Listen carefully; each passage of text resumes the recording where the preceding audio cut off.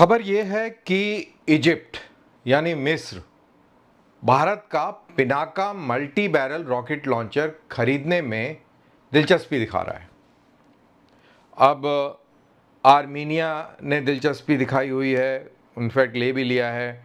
फिर आपके फ्रांस ने भी एक टाइम में दिलचस्पी दिखाई थी और इस तरीके से बहुत सारे मुल्कों ने दिलचस्पी दिखाई है, कईयों ने ख़रीदा भी है और इसके ऊपर पहले भी हमने वीडियो करे हुए हैं। तो लेकिन क्योंकि ये खबर है तो इसके ऊपर बात एक बार दोबारा करना ज़रूरी है। तो मैं हूं कर्नल दानवीर, आप देख रहे हैं मेरा YouTube channel by the same name Danveer Singh and let's start. To begin with, ये जो तस्वीर आप देख रहे हैं ये Pinaka multi barrel rocket launcher की है जो 26 जनवरी की परेड के ऊपर प्रदर्शित किया जा रहा है।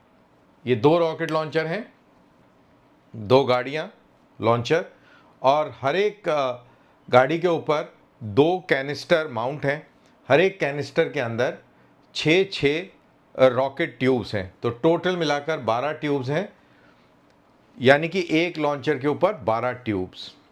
अब इसके ऊपर और भी विकास हो रहा है और बात यह हो रही है कि 12 की जगह 4 ट्यूब्स करके और 8 ट्यूब वाला भी रॉकेट लॉन्चर होना चाहिए।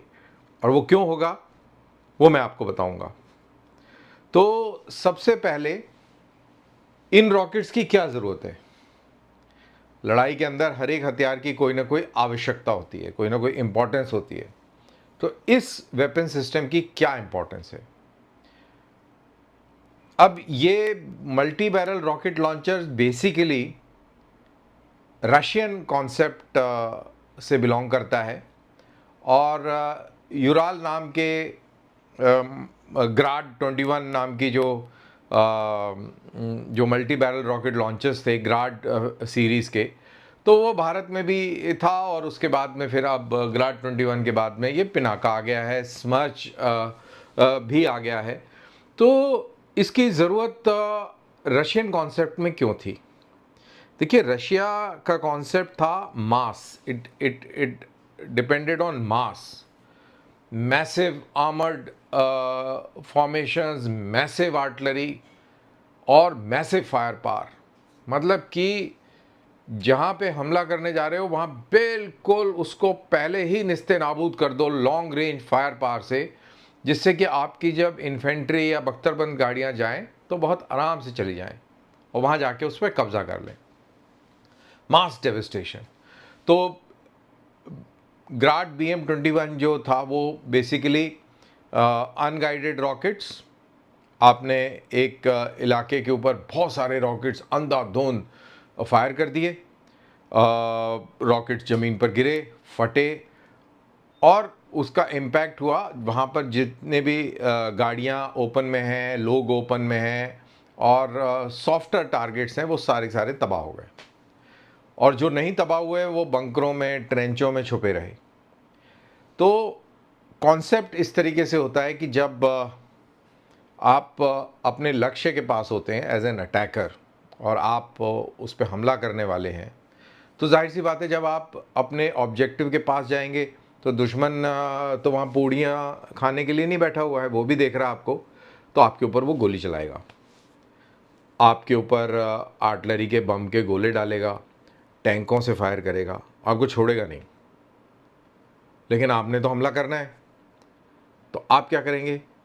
तो जब आप उसकी रेंज में आएंगे, जब उसको आप दिखने लगेंगे और वो अपनी कार्रवाई शुरू करने वाला होगा या करनी शुरू कर देगा, उस समय आप दबा के उसके ऊपर आर्टिलरी के तोप के गोले डालेंगे, उसके ऊपर रॉकेट्स से फायर करेंगे, उनके ऊपर नज़दीक अगर आप पहुंच जाते हैं तो मशीन गनों से फायर करेंगे, हैवी मशीन गन से फायर करेंगे। अगर टैंकों और बख्तरबंद गाड़ियों के साथ हैं तो आप टैंक के गोले भी डायरेक्टली दुश्मन के ऊपर दागेंगे। लेकिन सवाल ये है कि ये वाले रॉकेट क्यों, इनकी रेंज 40 किलोमीटर से लेके 120 किलोमीटर तक की है, तो इनकी क्या ज़रूरत है। तो मेरे को ये बताना ज़रूरी यहाँ पे मैं महसूस कर रहा हूँ कि इनकी ज़रूरत ख़ास तौर से जहाँ पर आप मनूवर कर रहे हैं, मूवमेंट कर रहे हैं, टैंकों के साथ दूर-दूर, लंबी-लंबी दूरियां तय कर रहे हैं, बहुत स्पीड से लड़ाई चल रही है, और बहुत लंबे-लंबे आर्क्स में और उसके अंदर युद्ध चल रहा है, तो आपको सपोर्ट आर्टिलरी से करना मुश्किल हो सकता है क्योंकि उसकी रेंज लिमिटेड है। 10-15 किलोमीटर से लेके और मैक्सिमम आजकल एटैक की 70-72 की रेंज बताई जा रही है। लेकिन वो कितनी तादाद में है, कितना वो आपको सपोर्ट कर सकती हैं। मोबाइल वॉरफेयर टैंकों के साथ में, आर्मर्ड के साथ में चल रहा है। आपके पास में ट्रैक्ड आर्मर्ड भी है, वज्र K5, तो टैंकों के साथ चल रही है, ज़रूरत के अनुसार वो गोले दाग रही है, लेकिन वो उतनी पर्याप्त नहीं है। आपको पूरे बैटलफील्ड को शेप भी करना है, तो वहाँ पर आपको इन रॉकेट्स की ज़रूरत होगी जो 40 से 120 किलोमीटर की दूरी तक दुश्मन को परेशान कर सकते हैं, तबाह कर सकते हैं। और जब ये लॉन्ग रेंज पे ये एंगेज करेंगे तो मनूवर हो रहा है, तो लॉन्ग रेंज पे आप वैल्यू टारगेट्स को एंगेज करेंगे। एमिनिशन डंप्स हैं, गन पोजीशंस हैं, आपके टैंकों के कंसंट्रेशन एरियाज़ हैं, फिर आप हेडक्वार्टर्स को टारगेट करेंगे। तो ऐसी चीज़ों को टारगेट करेंगे जिससे कि लड़ाई संचालन होती है, जहाँ से या उन चीज़ों का इस्तेमाल होकर लड़ाई का निष्कर्ष निर्धारित होता है। तो आप ये कह सकते हैं कि अगर 120 किलोमीटर की रेंज पर ये रॉकेट लॉन्चर्स यूज़ हो रहे हैं, तो आप कह सकते हैं कि ये इसका एक हाई टैक्टिकल या स्ट्रेटेजिक इम्प्लीकेशन है। तो इसकी ये अहमियत है। अब इनका इस्तेमाल तो कारगिल में हुआ। कारगिल में तो जो चीज़ जहाँ से मिली उसका इस्तेमाल हुआ, तब ये बन ही रहे थे, तब ये फौज में आए नहीं थे, DRDO के पास थे, तो वहीं से ही इनका इस्तेमाल हो गया और वहाँ से कहानी शुरू हुई है।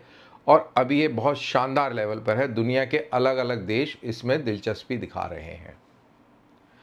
बात ये भी चल रही है कि इसकी रेंज को 300 किलोमीटर तक बढ़ा दिया जाए। 120 किलोमीटर की रेंज में भी लॉन्ग रेंज गाइडेड पिनाका, जिसमें आप GPS का इस्तेमाल कर रहे हैं, इनर्शियल नेविगेशन का इस्तेमाल कर रहे हैं, तो इतनी लंबी दूरी पर ये बिल्कुल सटीक निशाने पर जाकर ये रॉकेट्स बैठेंगे। मतलब इस तरीके की काबिलियत वो अमेरिका के पास जो हाइमार्स है उसकी तर्ज पर, उस लेवल पर, मतलब बहुत ही capable rocket system.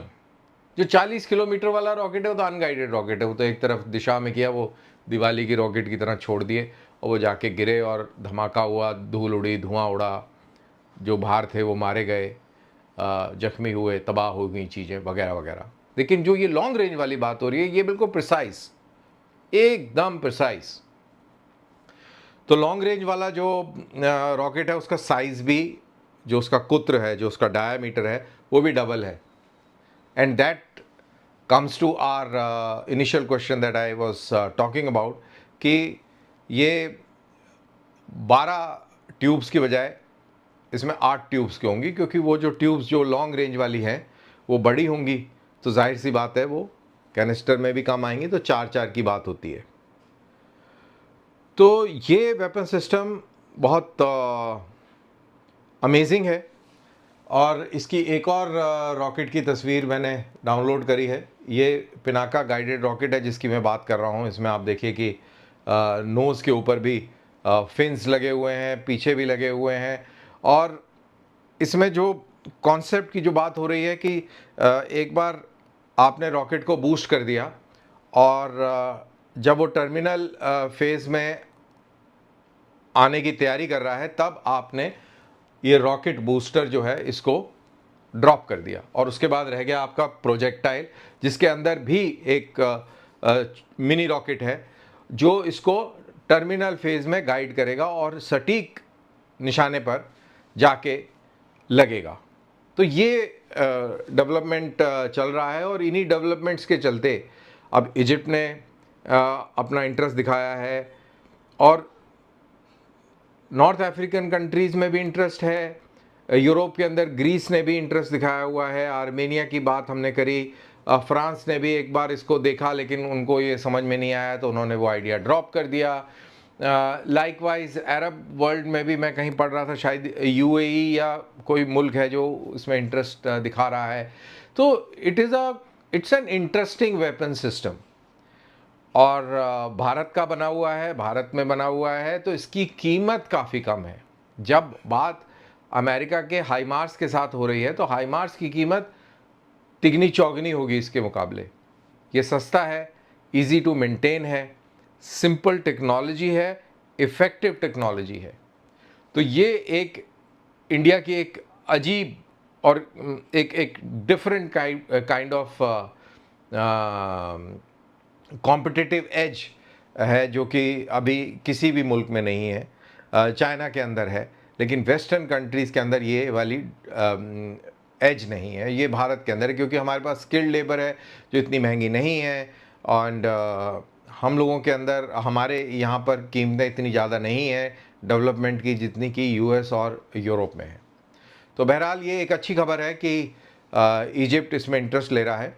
So I hope कि ये फ्रक्टिफाई हो, ये डील हो और ये हथियार इजिप्ट जाए और भी कई लोग इसको लें क्योंकि वहाँ से जो पैसा आएगा वो फिर फर्दर डेवलपमेंट में लगेगा और इम्प्रूवमेंट होगा। देखिए ये तो बिल्कुल डिमांड एंड सप्लाई, आपने चीज़ बेची, आपको पैसा आया, पैसा फिर लगने से फिर और विस्तार हुआ और उसका डेवलपमेंट हुआ।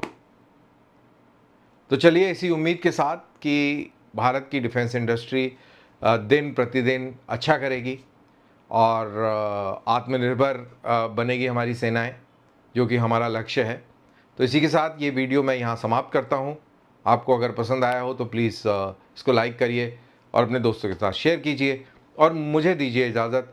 फिर होती है मुलाकात नए वीडियो और नए एक्सप्लेनेशन के साथ। जय हिंद।